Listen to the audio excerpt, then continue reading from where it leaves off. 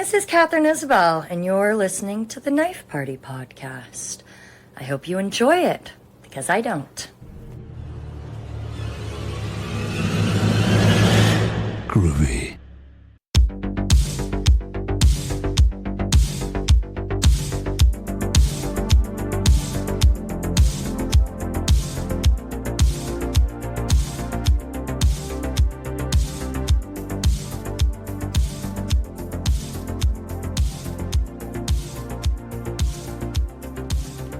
Hello, and welcome to another edition of the Knife Party Podcast, episode 353, if memory serves correct.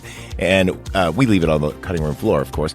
And I mean also, Antonio Montana. Oh, hello.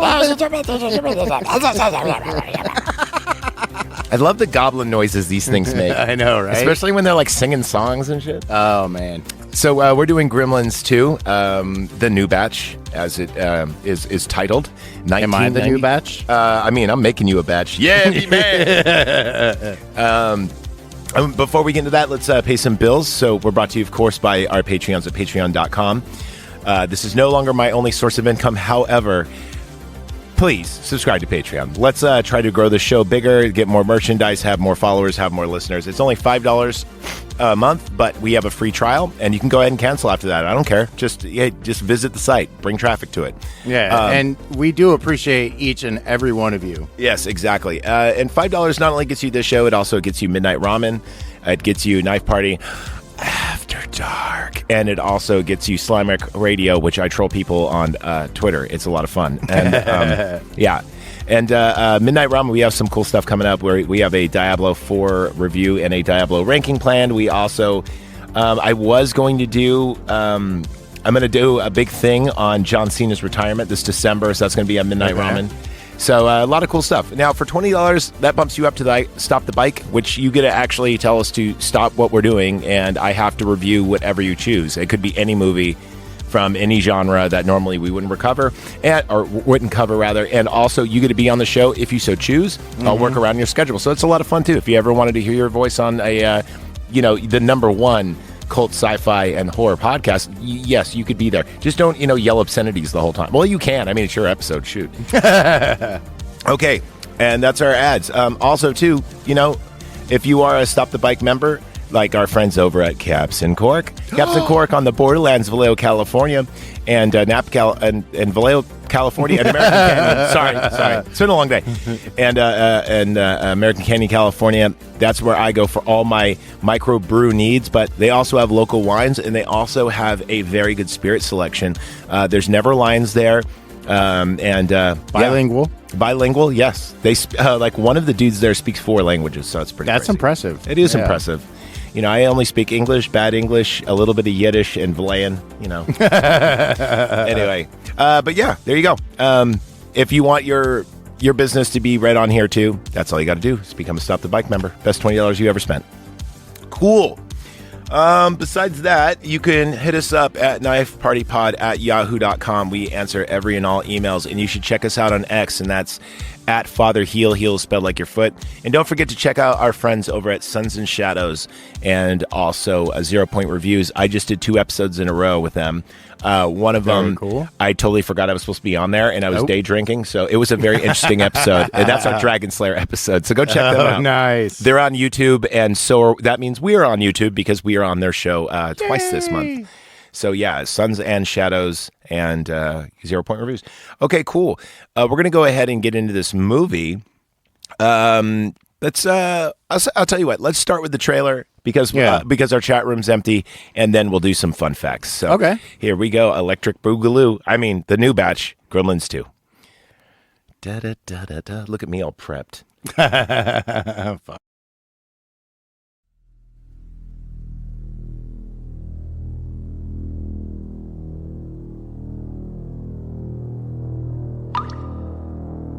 Remember the last time? We told you not to feed them after midnight. We told you to keep them away from the light. And the most important warning of all, we told you to never, ever get them wet. You didn't listen.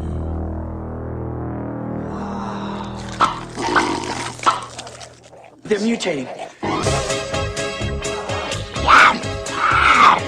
Sir, is the building on fire? No, that's a false alarm. Are you trying to panic New York City? Absolutely not. So the monsters are real? I didn't say that.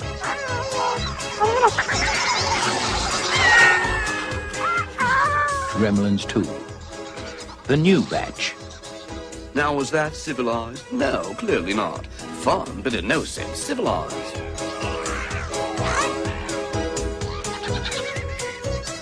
Good times. Good trailer. Yeah. Meow, meow, meow, meow. I love the goblins.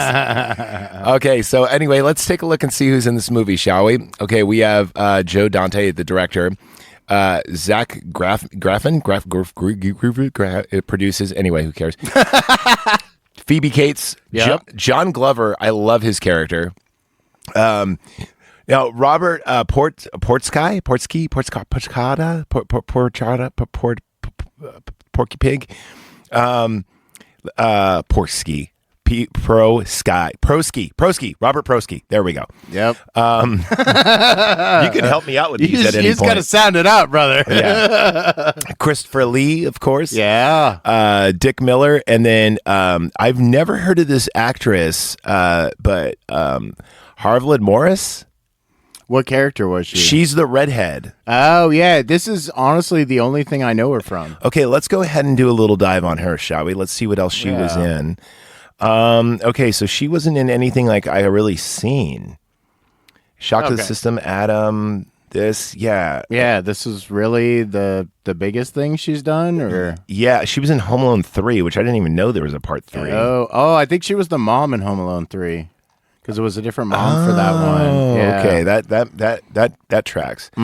Anyway, this movie actually was hated by the fans, it looks like, because first off, June 15th, 1990, rated PG-13, and this would be rated R today, I think. I don't know if it'd be rated R today. For its sexual scenes, there's a couple of like. That's true. Yeah, it's barely rated R. I'm just saying today they probably would throw an R rating on it just because. It's a lowercase. Yeah. More like this. I like doing these. It says Death Becomes Her, which I totally agree with. Weird Science, which I do agree with. Yeah. But on IMDb, the first recommendation, Evil Dead 2. Yeah, perfect. It makes sense, right? Yeah.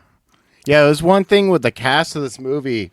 There were so many, like, bigger stars. Yeah. You know, and kind of a lot of actors from older, like, horror. Like, you had, Munsters, you had Addams Family, of course, Christopher Lee. Yeah. Like, there's so many actors in here. Oh, and so many cameos. So many cameos. Yeah, we're going to get on that in a second. 72 on Rotten Tomato meter, and the audience gave it 59, which I don't. That seems like it should be flipped. I feel like it should be flipped. For once, like Tomato is actually doing it right, and I think this got better on the Tomato meter than Gremlins 1. I would hope so. Yeah, I think it did. Gremlins 1, a lot of people like because it's a Christmas movie, but with scary Muppets in it. Right. This one is just a completely different movie all on its own. It's almost like Die Hard, but with Muppets. I mean, it's the way, that is a perfect way to represent this movie. Thank you. I just came up with that. I didn't even plan that. Let's give some love to Minty Comedy, who does, by the way, give me permission to use some of his notes, and I did pilfer some. He has a great channel on YouTube, and his accent is fucking fabulous. Gotta love Australians. So I got some notes from him, and then, of course, I watched this last night, as did you. So we probably took some mental notes, some cliff notes. What would you give this? Honestly, I'd probably give it, like a 75. I was going to say I can't go to 80 on this one. No, but I think that I was actually going to say 72, so we'll meet in the middle. We'll go 74. Okay. I could bump up a little bit. The reason why is this movie is pretty pointless, but amazing to watch. It is such a fun movie to watch. It's just a fun movie. Yeah. And I mean, it's fun like, is it like Adventures in Babysitting fun? No, but Is it better than Gremlins 1? Yes. Yeah. And it doesn't have that weird awkward scene where Phoebe Cates talks about her dad dying in the chimney.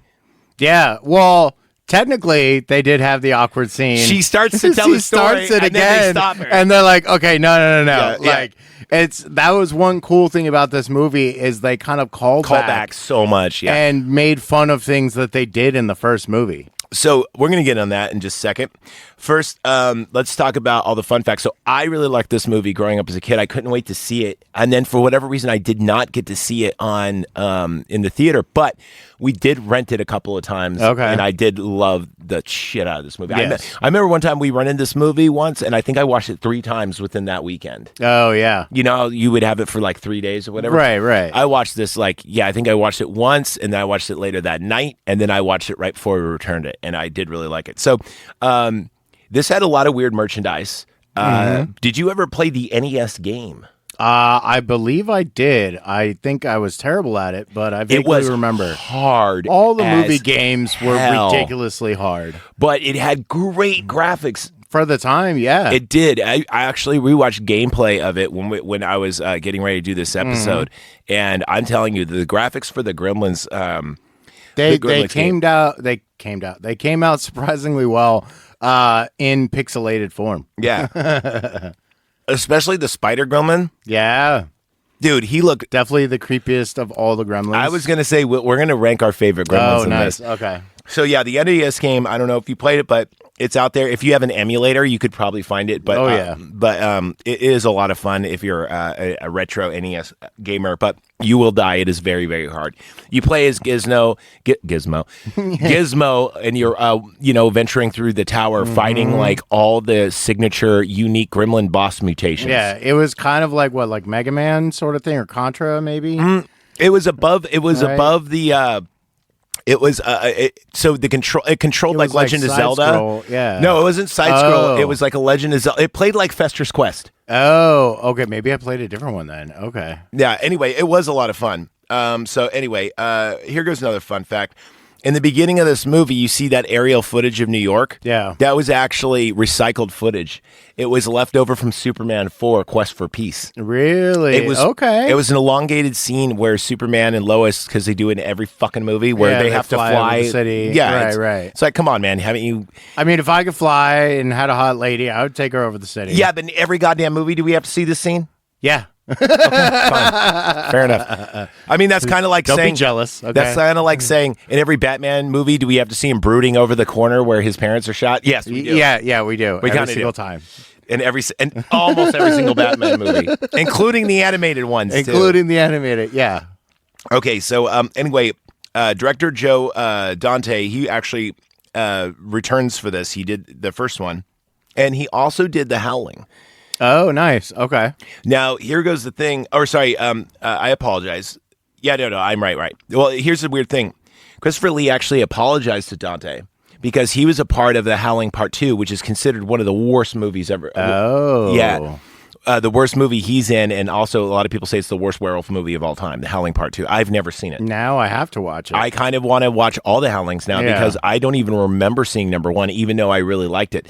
Now, here goes the other connection. The gentleman that worked on the effects, Rick Baker, worked on not only American Werewolf in London, but also on the original Howling. Oh, cool. Okay. Yeah, so they kind of have like a cool little old boys club. Yeah. So in a way, this was kind of like a reunion for the two. Now, the person that worked on the effects for the original Gremlins actually went off to do The Fly. Nice. And then directed The Fly Part 2. Right. Okay. Yeah, I think we talked about that before. Yeah. So it's kind of weird how this worked out. So that's why like when you see The Fly 2, the creature does look more like he looks like a giant gremlin kind of in a way. He does. Yeah. So I put that together like when I was doing the research for that. So that's kind of cool. Fun fact. Okay. So Leonard Milton is a film critic. He makes a cameo in this. Okay. Who does he play? Himself. What? Yeah, remember the film critic that gets killed by the Gremlins? Oh, God, yes. Okay. But here's the funny thing, though. okay, this That movie, was what he said about the first movie? Yes. Like, for real? Yes. That is all. I thought it was something like that. Yeah, he's actually reading his for real movie of the original. And I love how this movie breaks the fourth wall constantly. Constantly, yeah. We're going to get to more breaking of the fourth wall, but in just 1 second. But yeah, he actually hated the movie. And then later, he actually kind of enjoyed it and kind of wanted to retract it. So as a favor or whatever, he put himself in the movie. Right. You know, he's like, hey, I guess Joe was like, hey, do you want to make it up for me and die in this film? Yeah. And he's like, I guess, sure. Sure, You know? why not? Yeah. Anyway, Milton was cooler than Siskel and Ebert because I hated those two guys. They were, I felt it just, Pretentious and however assy. much money you paid them is determined what kind of review you were going to get. The only honest review I think they've ever done, and I used to watch their show all the time at the movies, was their Dark City review. Oh. That was the only honest review I think they've ever done. Because when I've seen them like do reviews on movies, they shit on it. Like they shit on Predator, if I'm not mistaken. Yeah. I'm pretty sure. I know they shit on RoboCop. They didn't shit on Terminator, but I think they did shit on T2. I think. And which is ridiculous. You Like, can't make fun of that movie. Yeah, what are you you could doing? be sick of that movie, right? But you can't. You could be like, oh, I've watched that movie so many times as a kid, I never need to see it again. But then when you rewatch it, you're like, I remember why I love this movie. No, yeah, exactly, yeah. That's just like, especially for its time, you know. But yeah. Anyway, I do like that. Now here goes something. Mm-hmm. There's another breaking of the fourth wall in here, where if you saw this in the theater, yeah, you saw the Hulk Hogan scene. Yeah. Now, also, Mean Gene Okerlund is in this too. He plays the usher. Yes. And yeah. Now, if you rented it, because that wasn't in there. No, they replaced it with John Wayne. What? Yeah, your tape messes up, and then John Wayne is like, "What are you doing, Pilgrim?" And it's actually John Wayne. And then he goes, "I told you, varmints, get off my ranch." And then it shows John Wayne with his 6-gun, like shooting at them. So. I never saw the Hulk version because I rented this movie. Oh, I see. I saw it. I didn't see it in theaters, but I saw it on like HBO Showtime. Gotcha. And they always had the Hulk scene. I've never actually seen the John Wayne scene. So I'm the opposite. I saw the John Wayne scene, never saw the Hulk scene. The Hulk scene way better. But when I rented it on Amazon, they put back the Hulk scene. Right. So I finally got to watch it. And, you know, rest in peace, Hulk. But, you know, that's pretty awesome. Dude, Hulk is so throughout our mainstream media. You know, like he really was like before John Cena was John Cena or The Rock was The Rock. The Hulk was He was that guy. Man. Yeah. And I mean, you know, yeah, he's not the greatest wrestler, but damn, probably one of the best, if not the best, sports entertainer. Yes. You know what I'm saying? Yeah, as an entertainer, he was very good. But anyone who says that Hulk can't wrestle, let me tell you this. Go watch his matches in Japan. The fucker could work. Yeah. He was really good. He was just like, I took my licks in Japan, brother. I ain't doing that in America. I'm going to rip my shirts, say my prayers, and do a leg drop. That doesn't work for me, brother. Anyway, yeah, so Hulk makes a really cool, and Mean Gene, too. Again, rest in peace, Mean Gene. I love Mean Gene Okerlund. Yeah, every time I watch wrestling, it's like, and they have that announcer chick. I'm like, God, I wish they had Mean Gene. Okay, anyway, so Hulk or John Wayne. All right, so Dante... Warner Brothers really wanted Dante to do this. So they almost doubled the budget for him. Really? And they said, here's the script, the working script. And he's like, this doesn't work for me, brother. In true Hulk fashion. And they're like, okay, tell you what, do whatever the F you want. Really? They just gave him free range. Carte blanche. So glad they decided on that. And that's why we got all these cool cameos. Yeah. That's why we got, and there's a lot more cameos coming up too. That's why we got like this wild and zany thing, because he wasn't trying to torpedo the project, but he was just going like, and Tim Burton did the exact same thing with the exact same studio. They wanted him for Batman 2. Right. He wanted to do it the Dark Superman instead. And they're like, look, do Batman 2. And we'll double the budget and give you free reign. And that's why, like, if you watch Batman 2, it's not a Batman movie. It's just a Tim Burton nightmare. And this, in a way, is like his version of that. Yeah. So I really did like it.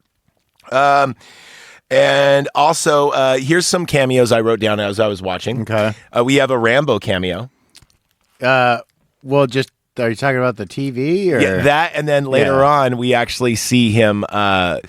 we actually see Gizmo kind of embody Rambo. In a way. Yes, which was super badass. Now, how many times in school did you find that exact same paperclip and make that exact same bow and arrow? Many. I've got detention multiple times for doing that. Yeah, me too. And then we used to make like the paper arrows, and we would like fire them at each other, like in like paper arrows would have been good. I used to take the inside of a ballpoint pen, like the tube. Oh yeah, that's dangerous. And yeah, the other we used to take my bad. We used to sharpen the pencils to the point where they were fucking daggers, and we used to shoot them at each other. I still have a piece of pencil lead in my arm from that stuff. Yeah, good times. I remember making many a Gizmo bow. Yeah. Let's see.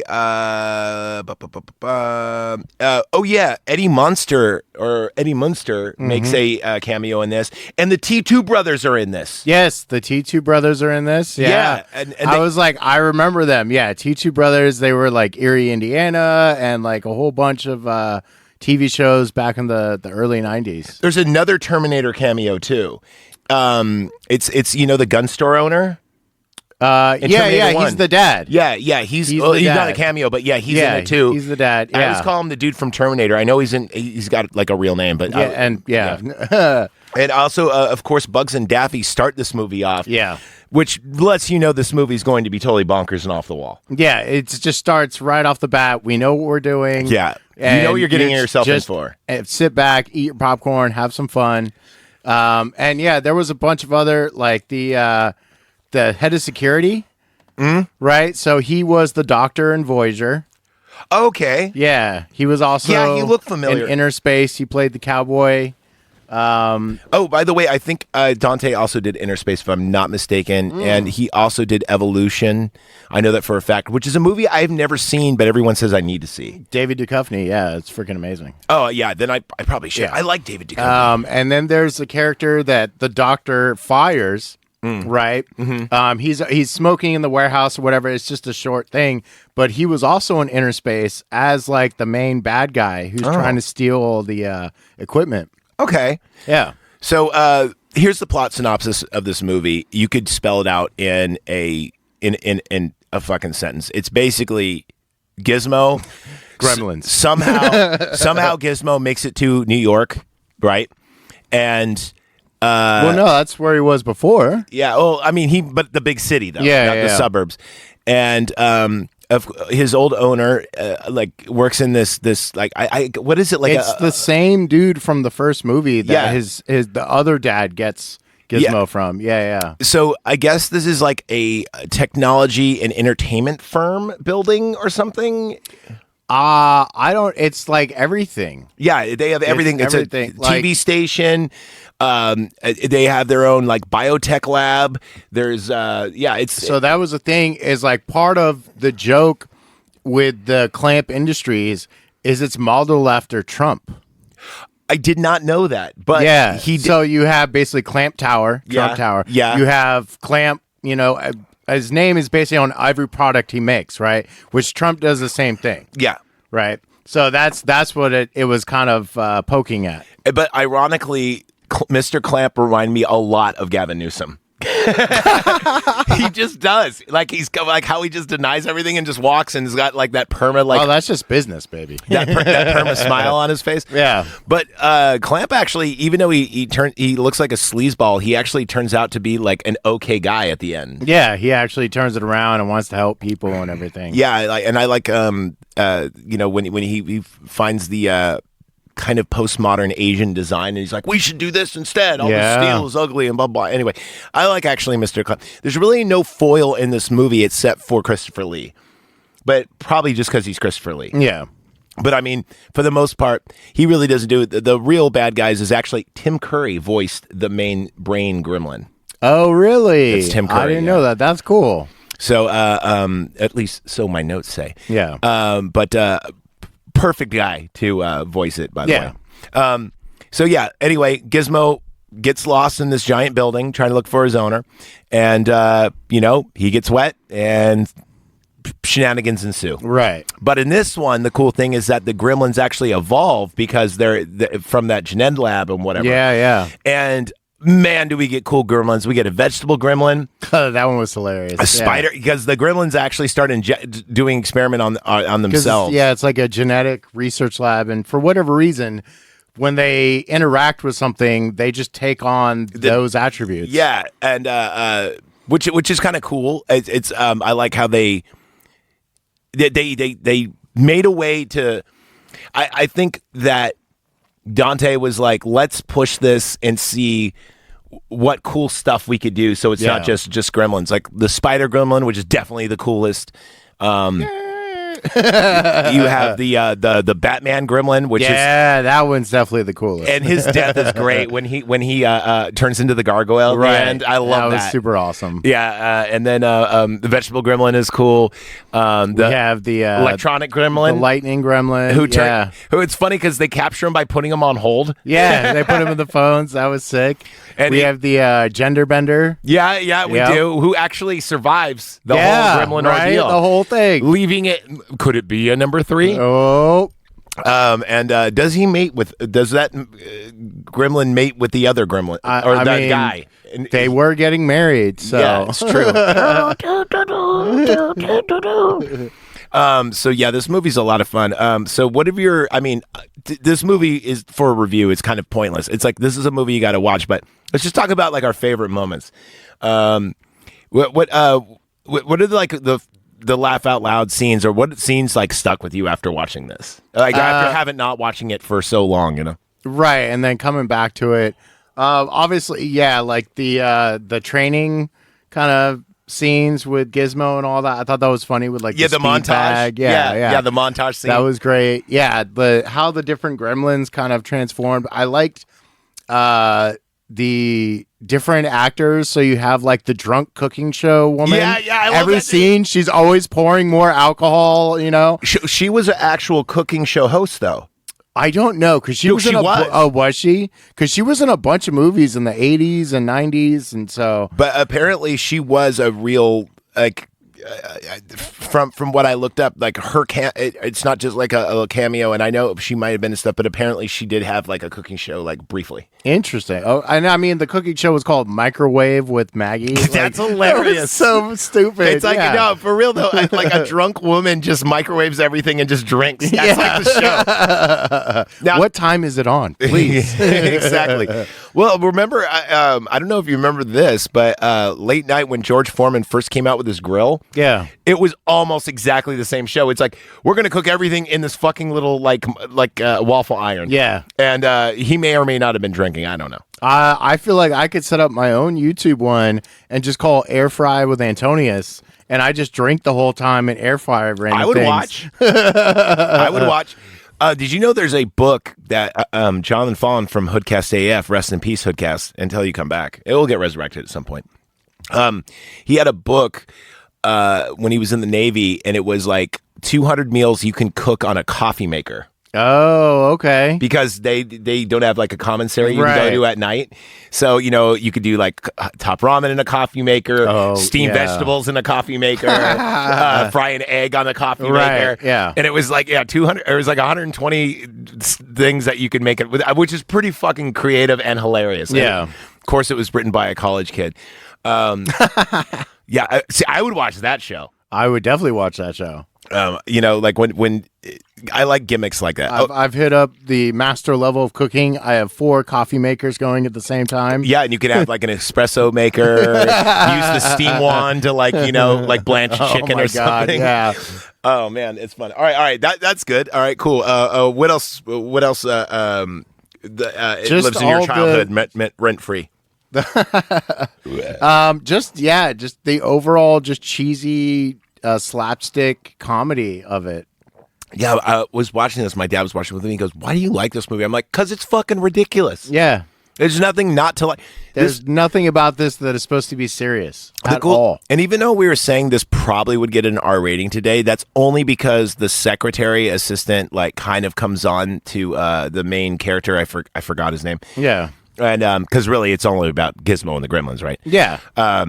Like because 45 minutes of this movie is is half the movie is just Gizmo fighting the Gremlins or trying to escape and the poor Gremlins torture Gizmo too. They tie him up and hit him with a train. With the train tracks and everything. That was hilarious. We see a Lego Gremlin in this movie. We do. There was a lot of product placement on there. But they even had a WB tattoo on one of the Gremlins. Oh my God, that was so funny. Yeah. I laughed so bad. But like that was kind of a thing for a while where, I mean, even in Tim Burton, they did it where they had the Batman where when he's driving the Bat jet and he flies up and does the bat symbol and then jumps back down. It's like, clearly that was like self-advertising, but I loved it. Cool. There was one more little like character reference, the security guard that catches him. So he was the big hunchback dude, one of the main villains in Little Monsters. Really? Yeah. Okay. Oh man, I always get Little Monsters. Was that the one with Fred Savage? Yeah, Fred Savage and man, what's his name? I know Howie Mandel. Yeah, okay. Yeah. All right, so I haven't seen that movie since 88. Yeah. It's been a minute. It does? Yes. You love these cheeky 80s kids movies. Yeah. The funny thing though, that was like we're saying this probably rated R just probably for the one scene where there's a crotch grab. Yeah. But besides toe grab. Even better. They got a site for that. Yeah, of course they do. I actually stumbled accidentally on one, air quotes, on X once. I'm like, what is this? Just women's feet and dudes' wieners? I'm like, I'm not mad at it, but it is weird. How many X's did you type in first? No, on X meaning Twitter. Come on now. You know, I try to be a good boy on the computer. I don't want any viruses. I got enough of those in me. I don't need it. Yeah. I'm not typing in lemon party. Effects wise, I say this movie is fantastic. Practical effects always rule. And this movie spares no expense on its practical effects. The only digital effect is probably it's not even digital. It's stop motion. Yeah. And then, of course, the lightning gremlin is clearly not practical, but it's drawn, but it's still really good effects. The plot is 0 to 0. The plot's like a 2. Yeah. But you don't need it. The character and the character designs are great.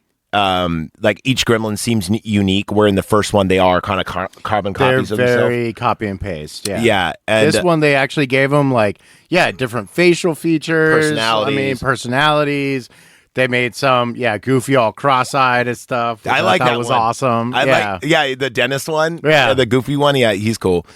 The evil one is cool. The brain gremlin too, by the way.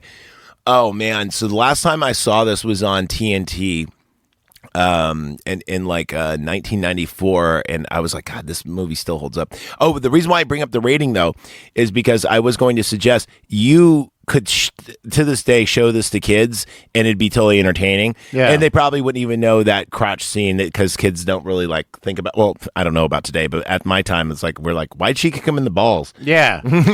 She smokes constantly throughout the movie, which probably would give this movie a bad rating because now if you smoke a cigarette in a movie, it will up your rating automatically, which is stupid because people smoke. Right. You shouldn't be mad at them for smoking. That's their life choice.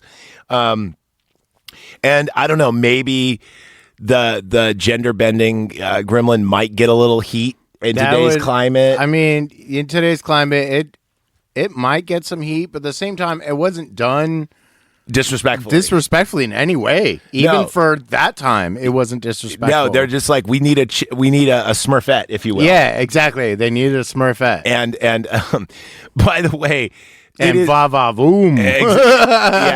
It reminded me of Killer Clowns from Outer Space. Okay. Of the girl clown aliens. Yeah. Where their boobs just keep growing. I mean, honestly, it kind of reminded me of Jessica Rabbit. Okay, I could see. Yeah, I could see that, especially with the hair and the giant lips and everything else, because they were all pouty. Mm-hmm. Yeah. I did want to see what was downstairs, though, just like for my morbid curiosity. So you're gonna find another X thread, aren't you? I think that this movie got made not only because of the popularity of the original. But I think it also got made because of Critters, which was a direct ripoff of Gremlins. I don't know if did you ever see Critters? I thought Critters came first. Ooh. I don't remember. I don't know. We have the interwebs. Yes. We could find out. All right, go ahead. But I feel like it was fairly close. But yeah, I thought Critters came out first. But that one was so bad. That's why people went into the first Gremlins movie. Oh my God, hating on it. you are right. Critters came out 3 years prior. Yeah, so when they announced Gremlins, everybody's like, "Oh, great, another crappy monster movie," and they actually ended up liking Gremlins a lot more. Oh no, wait, Gremlins came out in 84. Oh. And it got an 87 and a 78. For some reason, I thought it was more hated. So, no, yeah, I was right. Critters did rip off Gremlins. And the original Gremlins got a PG, which is darker than way Well, I mean, 84, like, unless you showed somebody dying, like, yeah. Because I think then there wasn't PG-13 yet, right? No, PG-13 came out with Red Dawn. Okay. So a couple years later. That's the one fun fact we got from Jeff the Tech is because he loves Red Dawn. It's like one of his favorite movies. I mean, I like Chris Hemsworth too. I don't know. Red Dawn is just... It's Swayze at his most ridiculous besides Roadhouse. Yeah, yeah. And I prefer me some Roadhouse. Roadhouse all day. Roadhouse all day. All day. I mean, it's got the best quote ever in a movie. It's got Sam Elliott. It's yeah, it does. Did you ever see the movie? I was listening to Corolla show, and he was talking about this movie. It's called The Lifeguard. No, it's where Sam Elliott is a beach bum lifeguard, and it came out like when he was a younger man, and he like early 70s. And basically, the whole plot of the movie is he just pounds like every like girl that's around. Wow. And so we need to review this movie. I know. I was thinking about that. We should have Sam Elliott September. Sammy Seppi Sams.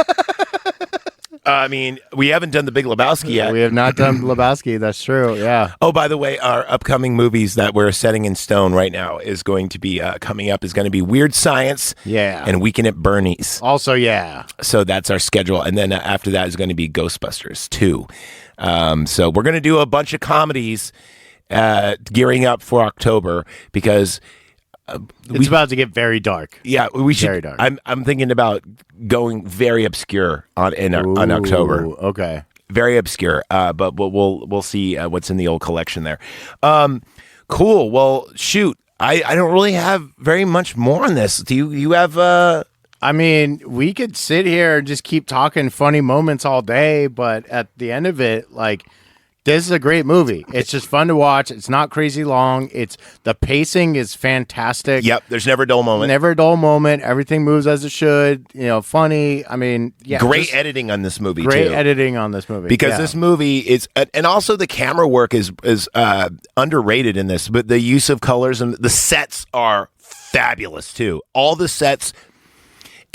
The tower, every single level or every single set they have for the tower looks like a new location. I like that. It's not that it's a bad thing but like when you see the Matrix, every set looks the same. Right. It's just like the same color scheme and everything else.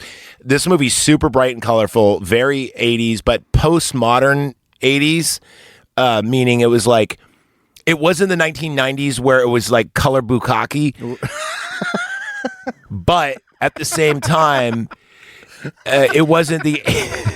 I'm glad you like that. I'm sorry. I was not expecting that at all. But yeah, which happens in that situation. It doesn't look like a Nickelodeon show, yeah. But it still screams like postmodern 90s. Like all the clothes and everything are way too hip for their time. Right. And but like all the sets look great. There's a lot there's a lot of like female shoulder pads alone. Yes, worth it.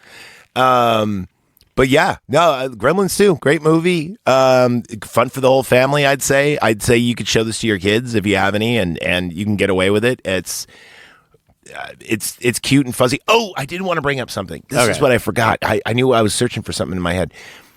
Okay, another ripoff. So Gremlins got ripped off twice. It got ripped off by Critters, but it also got ripped off by Furbies. Oh, Furbies for sure. Furbies were, I remember seeing that, I was going, that's Gizmo. That is 100% Gizmo. It's a lame version of Gizmo. Very lame. And they had a Gizmo that was kind of like that. Mm-hmm. You know, so they I was going to ask, did you ever have a toy gizmo? No, I had like a stuffed gizmo. I never got the robotic one. Okay, I didn't either. I think I had a stuffed gizmo too. And I remember they even had a gizmo like the Garfield where you could stick on your driver window. Yeah, they make a reference on that at the end of the movie too. Yeah. Which that totally cracked me up. I was like, I remember those. Yeah. I remember those. I know. Now, like, you would probably get pulled over and get a ticket for that. Like, it's obstructing your view. It's like, shut up, dude. No, somebody would complain, like, oh, they have like a small animal trying to escape. Oh, yeah. Or that. You would get some like crazy yenta like yelling at you. All right. Cool, man. Well, you know what? That's Gremlins. I don't got anything else. You got anything else? I do not. It's just an awesome movie. You guys should go out and watch. Cool. Well, if you're members with us, stick around because we are going to do some After Dark on the State. Why are we doing an After Dark on the State? Because the State really isn't a television show. And usually we only review television shows if they're episodic, where the State is not episodic. It is strictly sketch. So I thought it would be cool to do an After Dark on that. Given the sketches, I think After Dark is a perfect place for that. Yeah, so there's going to be a lot of swearing and Peter Pan-ishness, so it'll be great. All right, guys. Thanks for hanging out with us. Thank you. I got to go return some videotapes. Yeah, that's right. Be ethical, be kind, rewind.